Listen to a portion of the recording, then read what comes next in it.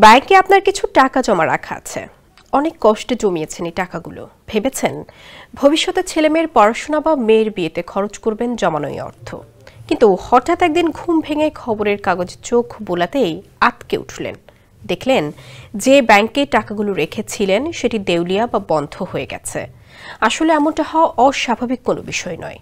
তবে প্রশ্ন হলো, ব্যাংকে যদি দেউলিয়া হয়ে যায় তাহলে একজন গ্রাহক ওই ব্যাংকে জমা রাখা টাকার বিপরীতে কত টাকা ফেরত পাবেন? বিস্তারিত শফিকুল ইসলাম শান্ত রিপোর্টে। শেখ হাসিনা নেতৃত্বাধীন আওয়ামী লীগ সরকারের পতনের পর দৃশ্যমান হয় দেশের আর্থিক খাতের নড়বড়ে অবস্থা। ব্যাংকিং সেক্টরের ক্ষতটা সবচেয়ে বেশি। সেই দগদগে ক্ষত দূর করতে 11টি দুর্বল ব্যাংকের পর্ষদ পুনর্গঠন করা হয়। এদের মধ্যে কয়েকটি ব্যাংক ঘুরে দাঁড়িয়েছে, আর আমানতকারীদের টাকা ফেরত দিতে হিমশিম খাচ্ছে বাকি ব্যাংকগুলো। ফলে নতুন করে প্রশ্ন ওঠে, ব্যাংক দেউলিয়া হলে বা বন্ধ হয়ে গেলে একজন গ্রাহক জমা রাখা টাকার ঠিক কতটা ফেরত পাবেন?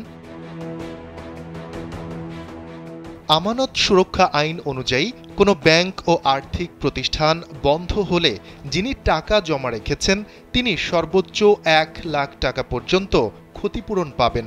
তবে অন্তর্বর্তীকালীন সরকারের governor doctor Ahsan H Mansur ঘোষণা দিয়েছেন, আমানত বীমা তহবিল থেকে ফেরতের পরিমাণ বাড়িয়ে দ্বিগুণ করা হচ্ছে। কোনো ব্যাংক দেউলিয়া হলে এই তহবিল থেকে সর্বোচ্চ 2 লাখ টাকা ফেরত পাবেন।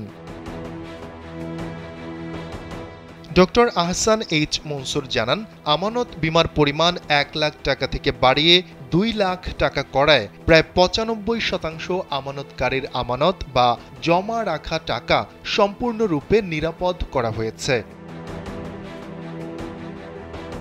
কেন্দ্রীয় ব্যাংকের এই গভর্নর আরও জানান, পৃথিবীর কোনো দেশই শতভাগ আমানতকারীর টাকার গ্যারান্টি দিতে পারে না, আমরাও পারব না। কোনো ব্যাংক দেউলিয়া হলে ছোট আমানতকারীরা সঙ্গে সঙ্গে টাকা ফেরত পাবেন, আতঙ্কিত হওয়ার কিছুই নেই।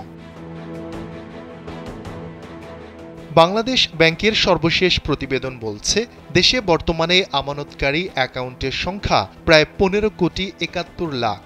এর মধ্যে 2 লাখ বা তার নিচে অর্থ আছে 14,71 লাখের কিছু বেশি। অর্থাৎ আমানত বীমা বৃদ্ধির কারণে দেশে প্রায় 95% আমানতকারীর অর্থই নিরাপদ হয়ে গেছে। তবে কোনো ব্যাংক দেউলিয়া হলে 2 লাখ টাকার বেশি থাকা অ্যাকাউন্টের মালিকরা বিপদে পড়বেন। এক্ষেত্রে তাদের দেয়া হবে মাত্র 2 লাখ টাকা। শফিকুল ইসলাম শান্ত, কালবেলা।